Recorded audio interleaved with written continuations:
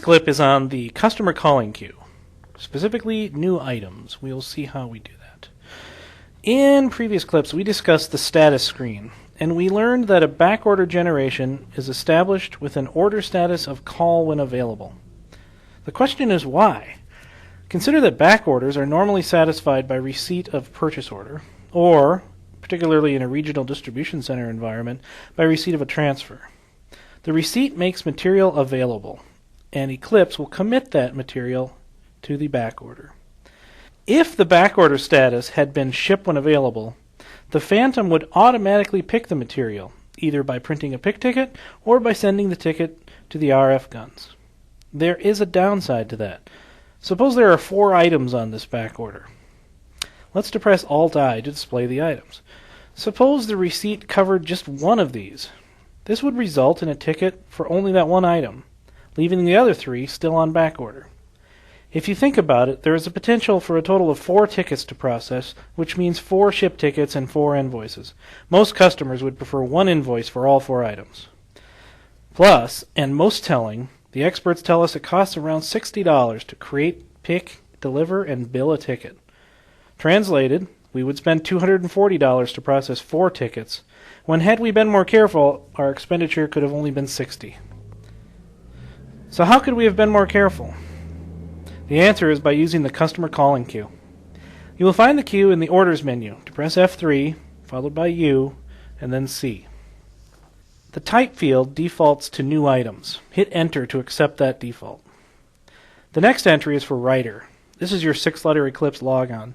Or, if you have the correct authority, you can bypass this field by hitting enter, and as a result, you'll display all of the entries in the queue for your branch. Bypass the end date by depressing enter, and make sure the credits entry is set to exclude. So, what are we looking at? These are orders where some or all of the material is available. You can use the details scheduler to review the order. Find your order, and then press Alt-D. In this example, you can see that 2 items could be delivered to the customer now, but 2 still remain backordered. So what do we do? Well, there are some considerations.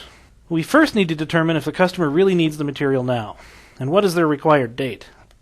In looking at our screen, there is nothing to tell us when the customer needs the material.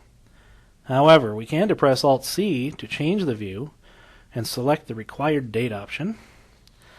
Better still, if we use the sort option, Alt-S, and again take the required date option, Eclipse will sort the queue and the oldest required dates will appear at the top of the screen. The question then is, how did the required date get established? The answer is, by us. When entering the order, there are back orders, which means delayed delivery.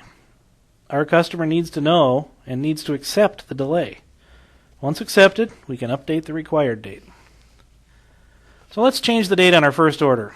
Use Alt-E to edit. Hit Escape to the status screen.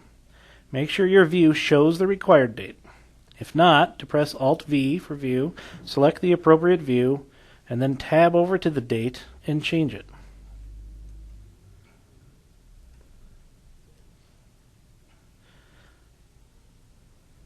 Let's take a look at another order. We have talked to our customer, and they indicate that they want to wait for all the line items on one ticket. This allows us to take advantage of the call when complete order status. Use Alt-E and escape to the status screen. Notice that there are 2 generations. One is for the available material, and one is for the material still on backorder. We can combine them by making sure they have the same ship date. As we saw in a previous clip, this is best achieved via the detail scheduler. Depress Alt-D, change the ship dates to be the same. They must be set to the higher value.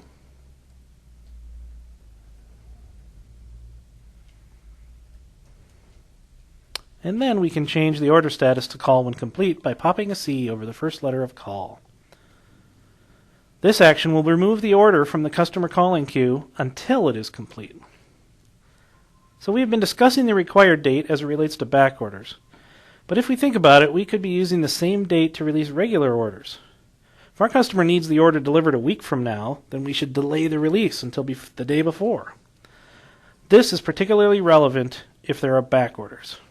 By waiting, we may well be able to create a single ticket for all of the material. It is our responsibility to minimize the number of tickets we create. So, in summary, we use the new items option of the customer calling queue to manage the release of tickets to the warehouse, and, of course, as a reason to stay in touch with our customers.